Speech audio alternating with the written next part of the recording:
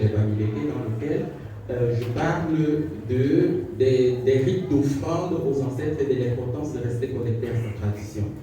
Bon, au-delà de ça, je suis aussi chanteur, danseur, chorégraphe, traducteur, interprète.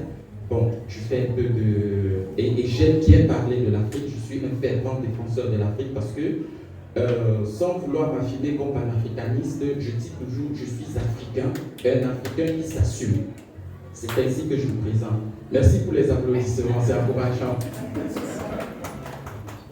Alors, aujourd'hui, je vais parler de la tradition Bamileke à l'heure de la mondialisation et comment s'en sortir.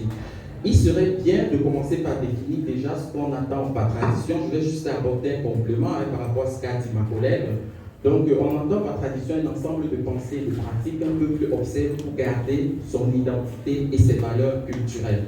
Et sur le plan donc, de la mondialisation, ceci peut être considéré comme un ensemble de pensées et de pratiques venues d'ailleurs qu'un peuple observe même contre son identité et ses valeurs culturelles. Déjà, avant d'entrer dans le vif du sujet, il est bien de savoir que lorsque un peuple est confronté à une nouvelle culture, il y a trois options qui s'opposent, qui se présentent. Il y a la phobie, la manie ou la philie. La phobie consiste à rejeter tout ce qui est sien pour absorber ce qui vient de l'autre. La manie consiste plutôt à rejeter tout ce qui vient d'ailleurs pour rester puriste, c'est-à-dire de prendre que le sien. Et la philie consiste à prendre ce qui est bien dans notre culture et de rejeter tout ce qui est mal, tout ce qui est bien et qui peut contribuer à améliorer notre culture à nous. Et dans un contexte donc de multiculturalisme dans lequel nous nous retrouvons aujourd'hui, je pense que la philie, c'est l'option la mieux partagée, c'est-à-dire aller à l'encontre de notre culture, prendre ce qui est nécessaire pour faire évoluer la nôtre, et puis ce qui n'est pas nécessaire, on la rejette. Ce n'est pas parce qu'on a quitté le chez nous, qu'on se trouve ailleurs, qu'on doit absolument absorber tout ce qui vient d'ailleurs au point de nous dénier nous-mêmes et de rejeter notre culture. C'est ça là, le concept de philie. Alors, ici, je vais parler des dégâts anthropologiques de la mondialisation. Comme je l'ai dit, j'aborde exclusivement sur le plan culturel. Qu'est-ce que la mondialisation nous a apporté à nous, les Africains? Je voudrais d'abord dire que cette mondialisation, vue sous cet angle, naît déjà de la rencontre de l'Afrique et de l'Occident particulièrement, parce que l'Afrique n'a pas que rencontré l'Occident au cours de son histoire. Elle a aussi rencontré les Arabes qui sont venus de l'Arabie Saoudite et puis ont envahi l'Égypte. Ce qui a poussé d'ailleurs plusieurs peuples africains à pouvoir migrer vers le sud. Bon, le sud vu sur le plan occidental parce que la vision kémique c'est plutôt le nord, parce que la carte du monde actuellement est inversée et que ce qu'on considère comme le sud c'est plutôt le nord et ce qu'on considère comme le nord c'est plutôt le sud. C'est ça dans la pensée kamique, c'est ça dans la pensée égyptienne. C'est bien de le mentionner. Et alors sur le plan linguistique, qu'est-ce que cela a comporté? La rencontre de l'Afrique avec l'Occident particulièrement, parce qu'ici, dans le contexte de la colonisation, a contribué entre autres au frelatage des langues africaines. Aujourd'hui, nous sommes nombreux à parler nos langues africaines, mais il est difficile aujourd'hui de rencontrer un Africain, particulièrement un Bamileke, qui parlerait sa langue sans introduire quelques mots étrangers à l'intérieur. Mouchoumbo, vraiment, abat salopard. Par exemple. Mais finalement, salopard, comment est-ce que ça se dit? Mon lunettes de pierre, vraiment j'étais cassé. Donc entre autres, mais est-ce qu'il est encore capable de trouver? On peut trouver, mais si on va dans les fins fonds du village, on peut trouver encore des personnes qui parlent vraiment de manière pure les langues africaines. Voilà par exemple un aspect du frelatage de notre langue, ce qui est encore salvateur, parce qu'on parle quand même avant d'introduire quelques mots étrangers. Au-delà de ça, il y a même ceux qui ont carrément abandonné. N'oublions pas que durant la colonisation, il était interdit aux Africains de parler leur langue à l'école, parce que là, c'était vraiment un concept d'assimilation. Lorsque tu parlais ta langue à l'école, tu étais taxé comme villageois, on appelait nos langues le patois, et pourtant, ce n'est pas le patois, ce sont des langues à toutes étaient comme la langue française, anglaise, allemande, ainsi de suite. Mais on disait le patois, c'est plutôt péjoratif d'appeler nos langues des patois. Ce ne sont pas des patois, pas du tout, mais ce sont des langues. Et ceci donc a poussé certaines personnes à abandonner leur langue. Certaines personnes ont même honte de parler leur langue en public parce qu'ils ont peur qu'on sache qu'il est issu de tel ou bien de tel village. Moi, je ne vois pas je ne vois pas où est le problème de pouvoir parler sa langue, donc de dire plutôt en être fier, parce que c'est une identité culturelle. Et troisièmement, au-delà d'abandonner cette langue, il y a donc des gens qui l'agonisent, qui, à peine tu lui parles la langue, tu le rencontres, il est de ton village, oh, Yamela, frère. Vraiment, toi aussi, avec les trucs du village, là. Il veut te montrer qu'il parle bien français, qu'il est bien intégré, qu'il est. Et pour moi, c'est un problème. On devrait plutôt être fier de s'assumer. Ce n'est pas parce que on a quitté le chenou qu'on dit ailleurs qu'on devait oublier qui nous sommes et d'où nous venons, parce que tôt ou tard, la réalité finit par nous rattraper. Si vous doutez, demandez à Mbappé, à Chouameni, quand il rate le but, comment ils sont considérés. Mais quand il marque, regardez comment on les appelle, quand une bonne action, oh vraiment le français là-bas, mais quand il rate franco-camerounais, ou bien, c'est toujours comme ça. Il faut être wise, il faut savoir où on va en fait, c'est important. Sur le plan donc religieux, bien entendu, il y a eu le déni de nos rites et coutumes, parce qu'on ne doit pas oublier, les religions sont arrivées avec la colonisation. On a fait comprendre aux Africains que non, ce qu'ils priaient, leurs ancêtres, c'était de la sorcellerie, il fallait qu'ils s'abandonnent. Dieu n'aime pas ça. La Bible, il faut plutôt prier Jésus, parce que Jésus est mort pour les péchés, il a pour acheter, ainsi de suite. On a donc mis ça dans la tête des Africains, mais je voudrais préciser que ceci n'est pas passé comme du couteau dans du beurre. Ça a été difficile, parce que quand les colons arrivent pour faire comprendre aux Africains d'abandonner leur culture, les anciens les regardaient et puis rien, ils disent que Yombotoku. Parce qu'ils savaient que tout ce qu'ils viennent raconter, il faut aimer ton frère, c'est pas bien de voler, la tutelle n'est pas. Mais ça, on connaissait déjà dans nos cultures. Il y a une culture africaine où c'est dit que c'est bien de voler, c'est bien de sortir avec la femme d'autrui, c'est bien de tuer. Aucune culture africaine n'adopte ça avant la colonisation. Donc du coup, pour moi, tout ce que la Bible a apporté, la Bible ne nous a rien apporté de positif, parce que tout ce qu'il y a de bien dans la Bible existait déjà dans nos cultures avant l'avènement de cette Bible. Donc, ayant compris que les anciens, avec les anciens, ça ne passait pas, ils ont mis une belle stratégie, on passe par les enfants. Comment ils font pour passer par les enfants? C'est à travers l'éducation. Retenons bien que toutes les premières écoles en Afrique coloniale, c'était des écoles religieuses. École catholique, école protestante, école coranique. Et qu'est-ce qu'on y enseignait? Dès le bas âge, on commence à inculquer aux enfants le catéchisme. Tous ceux qui ont fait l'école religieuse dans cette salle au Cameroun vont confirmer. Il y avait des cours de catéchisme, c'était obligatoire. Après le catéchisme, il fallait se baptiser. Après le baptême, on t'attribue un nom européen. C'est d'ailleurs pourquoi dans nos langues, on appelle les prénoms noms de baptême. C'est baptisé en bavard. Sinon, les prénoms existaient. On n'avait que nos noms africains qui nous représentaient une description bien précise et qui avait une caractéristique qui nous représentait en fait non seulement sur le plan culturel mais aussi cosmique. Alors il a fallu qu'on casse ça d'abord, on te baptise, on te donne un nouveau nom et désormais on te pousse même à honnir ton nom pour que tu t'appelles avec le prénom, ce qu'on appelle prénom occidental, c'est avec ça qu'on t'appelait Jean, Pierre. Dès qu'on t'appelle Siak, ne m'appelle plus comme ça, je suis ton égal, tu m'appelles comme ça, pourquoi? On rejette nos noms plutôt pour adopter les noms venus d'ailleurs.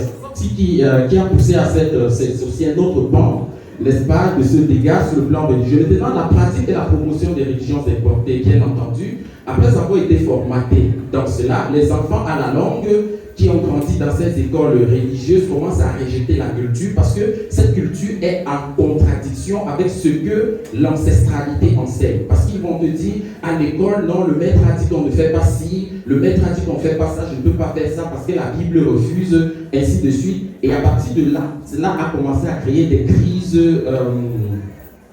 pas des crises identitaires, des conflits rationnels, des conflits entre eux et les parents. C'est d'ailleurs pourquoi dans nos langues, très souvent on a entendu dire école du blanc t'a gâté. Quand un enfant se retrouve toujours en train de vouloir argumenter, pourquoi c'est comme si, pourquoi je ne fais pas ça, pourquoi on ne doit pas faire ça, ah vous exagérez, on dit ah vraiment l'école du blanc, parce que ça c'est l'esprit cartésien. Si ce n'est pas rationnel, alors on n'accepte pas. Pourtant la rationalité ne peut pas tout expliquer. Il faudrait qu'on le sache. Et maintenant, sur le... Alors, là, dont je disais, il y a la pratique et la promotion des religions importées. Dès qu'on y entre, dès qu'on s'y adonne, on devient donc un fervent défenseur ou promotionnel de ces cultures, de cette religion, et on repousse notre culture. Sauf que ce qu'on ignore, c'est que plus on prie les dieux que les colons nous ont apporté, plus on renforce leurs égrégores. Parce qu'ici, c'est une question d'égrégore. Plus on ne prie pas nos esprits, plus leurs égrégores diminuent, s'affermissent. Et plus on prie les dieux des autres, plus on renforce leurs égrégores. Parce que prier aussi, c'est quelque chose de très spirituel. C'est une énergie qu'on envoie vers l'être qu'on invoque durant la prière. Et plus on invoque cet être, plus on lui envoie nos énergies, plus on le renforce. Et rassurez-vous, si cet égrégore est fort et qu'il devait être, genre, il commencerait par qui? Par vous ou leurs enfants? Il faut réfléchir. Et là, maintenant, sur le plan culturel, ma collègue en a parlé. Lorsque je parle du béni de soi, je ne vais pas revenir là-dessus. On a le décapage de la peau, le défi de ressembler à l'autre. On s'entend parler français, on ronronne, il faut trouver des gros mots, il faut montrer qu'on a fréquenté. Mais quand on est face à soi, c'est cassé. Hein? Et ça, là, c'est même vu dans notre éducation. Quand nous, on a appris en classe de 3e, je connaissais tous les pays de l'Europe et leur capitale parce qu'on nous l'a enseigné. Mais ici, moi, je fais la promotion culturelle dans des écoles, en Italie, à Florence, à Rome, ainsi de suite. Mais dans les écoles, lorsque je demande aux enfants s'ils connaissent l'Afrique, oh, c'est la foresta, gli animali, i leoni, ainsi de suite. Voilà l'image qu'ils ont de l'Afrique. Mais nous, en Afrique, quelle image est-ce qu'on a de l'Occident, nos jeunes enfants? Oh, la beauté, tout est clair, tout est propre, parce que, entre autres, l'éducation aussi nous pousse à ça. Et comme corollaire, on a l'amour de l'ailleurs, on se déteste entre nous, on aime plutôt ce qui est ailleurs. Toi, tu viens présenter un projet, ça ne passe pas, mais quand c'est l'occidental, oh non, c'est le blanc, ah, me casse, ah, pas me casse, donc à l'heure, si, non, net. On a même pu intégrer dans nos langues, quand quelqu'un faisait quelque chose vraiment de clair, de propre, on dit non, pas me casse, il fait comme un blanc, il vit comme un blanc, il mange comme un blanc. Et le noir mange comment, il vit comment? Est-ce qu'on s'est posé cette question? Faisons attention, les mots sont très forts. Parce que lorsqu'on le dit, l'enfant qui écoute, qui grandit, lui, il sait que ce n'est que ce que fait le blanc qui est bon. Et ce que nous faisons n'est pas bon. J'irai même plus loin, où on va voir, il y a des gens qui disent, même d'ailleurs, en ce qui concerne l'abandon de nos rites et coutumes, alors, sur le plan culturel, donc, ayant embrasser ce qui vient de l'ailleurs, on oublie les coutumes, l'école nous a formatés, on a quasiment oublié où on n'est plus intéressé en ce qui nous concerne, on aime plutôt ce qui vient d'ailleurs, et voilà, on ne pense plus qu'à vouloir ressembler à l'autre. Ainsi, on veut s'habiller comme l'autre, on veut manger comme l'autre. Tu sais, le couscous à quelqu'un, il veut prendre la cuillère ou la fourchette. Les gens se battent même pour manger le cuillère avec la fourchette. Vraiment, ça c'est, je ne sais pas. Le tarot, on veut prendre la cuillère et la fourchette. Mais les amis, finalement, qu'est-ce qu'on fait? Et pourtant, avec la main, ça a un jeu là, ça tape derrière la tête. Bon, je ne sais pas, chacun a ses sensibilités après tout. Maintenant, l'importance de la tradition pour arrêter cette première partie. Pourquoi il est important de rester connecté à sa tradition? Alors, être connecté à sa tradition contribue à l'équilibre social et émotionnel. Parce que une personne qui est enracinée dans les perruques, parce qu'il y a aussi les occidentaux qui mettent des perruques. Afro, hein, c'est pas seulement. Mais ils mettent des perruques dans quel contexte? Ils mettent des perruques dans le contexte où ils le clonent. Et c'est dommage qu'on se mette dans cette. Que d'autres personnes prennent nos cultures pour trouver que c'est ridicule. Du moins, notre côté, notre idéologie, pour dire que c'est ridicule. Nous, de notre côté, on essaye de ressembler à quelqu'un. Pour nous, c'est la classe, c'est joli, plus c'est lisse, plus c'est long, plus c'est bien, plus je suis blanche, plus je suis claire de peau. Dans certaines cultures, les femmes qui sont claires de peau sont dotées triplement voire un peu plus que les femmes qui sont plus belles. Et c'est bien dommage à ce niveau. Alors que si on regarde, par exemple, voilà le master 2019 chez les Bogis, c'est une culture en Éthiopie, et ils ont bataillé pour garder leur culture aujourd'hui. Voilà les élections, l'homme le plus gros, qui a le plus gros ventre, c'est lui qui est le plus beau.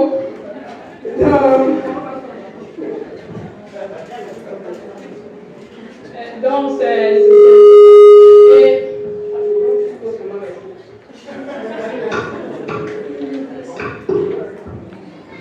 on dit comme ça, il faut se demander c'est quoi être donc alors, c'est quoi être bamilité.